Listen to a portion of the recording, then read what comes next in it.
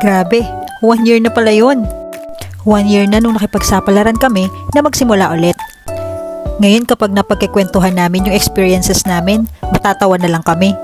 Pero yun talaga yung mga panahon na nasubo kaming mag-asawa. And thank you Lord talaga for all the guidance, provisions, and blessings.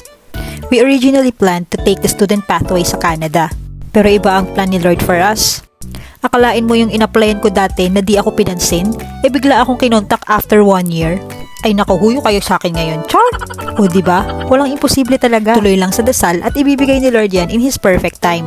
I'm grateful that in the past year, nalagpasan namin yung mga challenges financially and emotionally. Yung mga kaloka moments ba? Basta alam nyo na yun.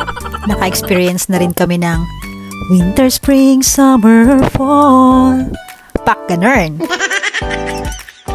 Pero isa talaga sa pinaka-challenge ay yung pag-adjust sa English nila dito. Kasi ba naman, yung egg, ig, yung bed, bid, yung tin, bungol pa naman ang lola nyo. Bungol ka na, tapos iba pa yung pronunciation. Ano na mga beshi?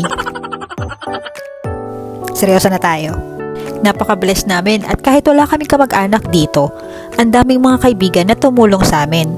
Bukod nga sa friends na andito sa Christchurch, meron ding mga friends na nag-assist sa amin kahit nasa Auckland at Wellington pa sila. Maraming salamat guys. Alam nyo na kung sino-sino kayo. Virtual hugs! At salamat rin sa mga families and friends namin sa Pinas na lagi kami sinasama sa prayers nila and always checking on us. Mahal po namin kayo. Kaya cheers to our first anniversary here in NZ. Thank you for watching!